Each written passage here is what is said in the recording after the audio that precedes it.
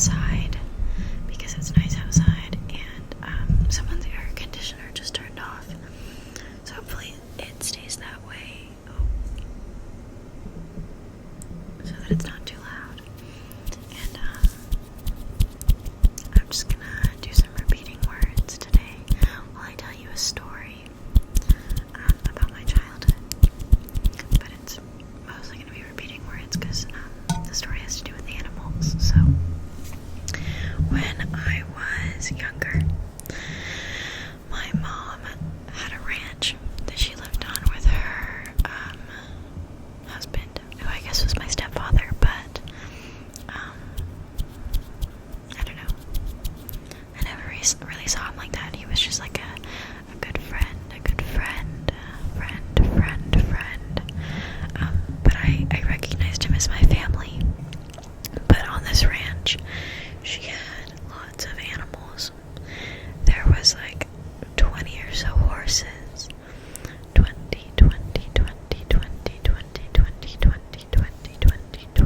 or so horses. And one of them was mine. And her name was Callie. Or I think I named her Kelly. Kelly. I don't know why, but then I had a really strong Southern accent. It's my cat. A strong Southern accent. So it was Callie, because that's how it sounded when I said it. That's how it sounded when I said it. And then my mom had a horse. I can't remember her name. And then the rest of them just ran around. They ran around and had fun. They had fun. And they ate grass and things. But we also had two donkeys. Two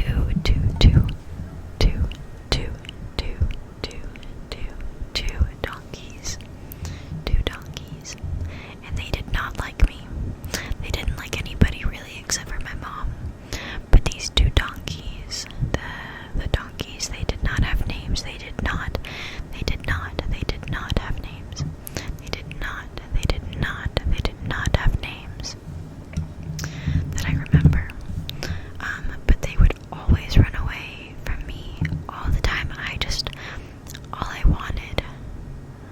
Oh, there's a bug. There's a bug on my camera. Sorry, I'm afraid of the mosquitoes. I think that's a little baby mosquito. A little baby mosquito. But the donkeys did not like me. I would run after them all the time. I just wanted to be friends. Friends with the donkeys. The donkeys did not want me. So there were the two donkeys, and then we had, I think it was a llama or an alpaca. All I know is that it spit at me. It spit at me all the time. And it respected my mother. They all respected my mom. My mom was like a force of fucking nature. But they loved my mom. But this alpaca, this llama,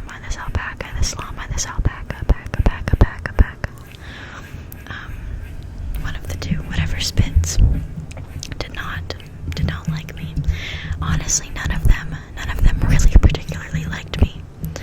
None of them liked me. None of them liked me.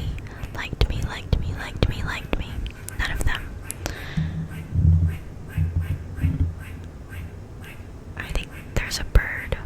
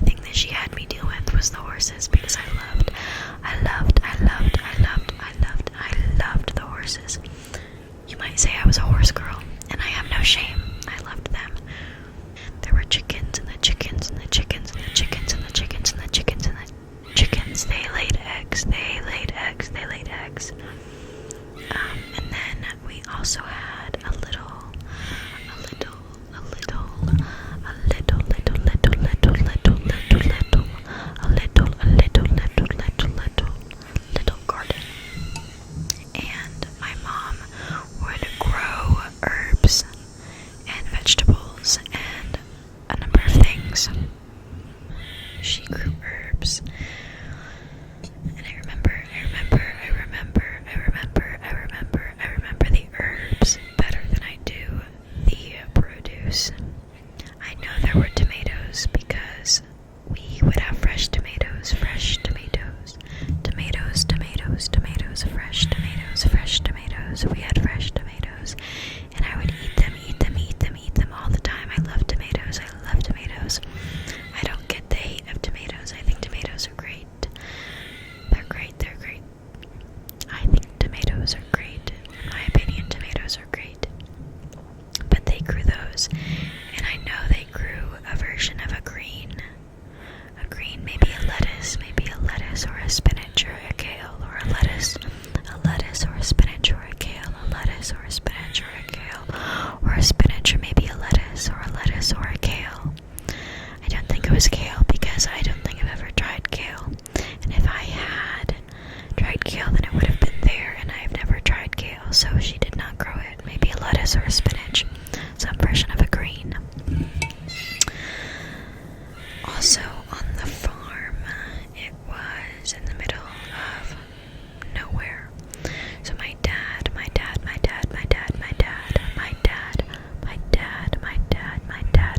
would drive me out there every weekend. My dad would drive me every weekend to the farm because my dad really valued my time with my mother, my time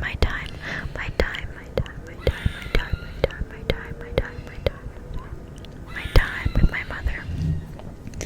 So he would drive me out there every weekend, and it took about an hour. It took about an hour.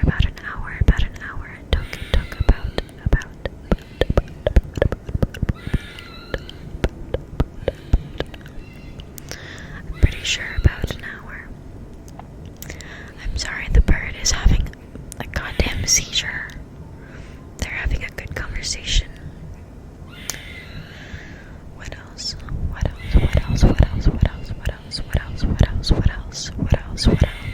On the farm, the house, it was one of those, it wasn't a trailer, but it was like a mobile home, because it had wheels, and I knew I had to get out there somehow. I got out there somehow, but it was pretty big, like it was a full-size little mobile home, and I had my own room, and my mom and her husband, his name was Orville.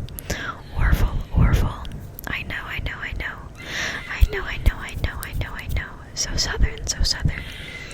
I always remembered it like Orville Redenbacher, like the popcorn.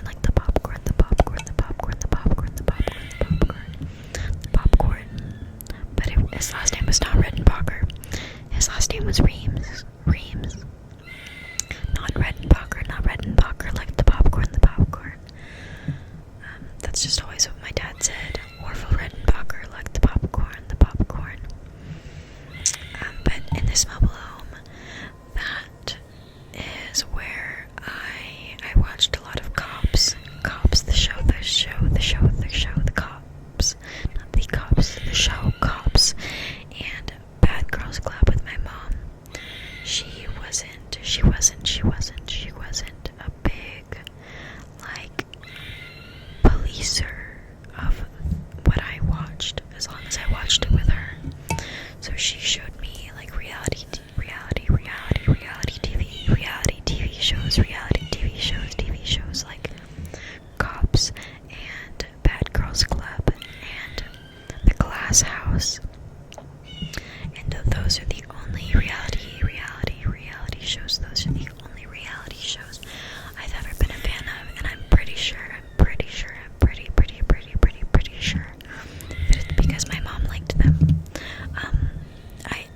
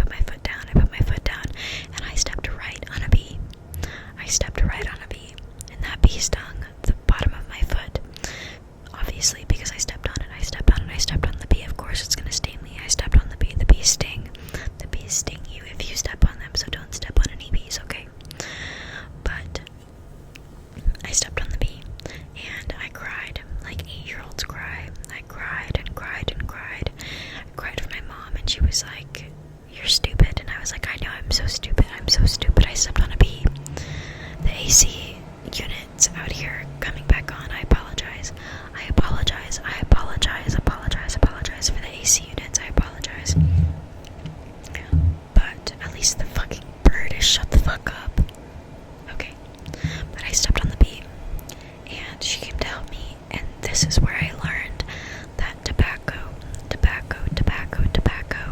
helps with bee stings. Now, I don't understand why. My mom told me that the tobacco, like, sucked out all the bad stuff. Keep in mind I was 8, so she might have been lying straight to my face. So, she took me to the kitchen, and I sat on the counter and cried. I cried. I sat on the counter and cried. And my mom smoked cigarettes, so she took apart one of her cigarettes and she got the tobacco, and some water, and she made like a paste, a little like tobacco paste from the cigarette, right? And she put this paste on the bottom of my foot, because remember I stepped on the bee. When I climbed over the back of the headboard, remember? And she put this paste on my foot, and it worked. It obviously didn't take all of the pain away. But it did help. And we got some tweezers. We got some tweezers, and she plucked the stinger from my foot. And then all was right in the world. My mom, she was very smart. She was quite intelligent, so she always knew how to fix all of the things that went wrong. So when I stepped on the bee, she fixed me. She fixed my foot. And then I now forever have that story to tell. The story to tell of the time I stepped on the bee, and I got a bee sting on the bottom of my foot. I don't know how on earth a bee got in the house, and we did not realize the bee was in the house. But I just happened to just take a nap on the floor behind the headboard. I don't know why I would take a nap on the floor behind the headboard, but I decided to take a nap behind the headboard. But obviously that bee died, unfortunately. That bee did die. The bee did die because I stepped on it. And its stinger came out, and I'm pretty sure they die when their stinger comes out. Poor bee, but the bitch did sting me, so I guess that's what you get. That's what you get when you sting people. Okay, let's backtrack. Let's review. So my mom had a farm. She had a farm, and the farm had two donkeys, and a spitting animal whose species I cannot name at this time. I'm just dumb, I guess.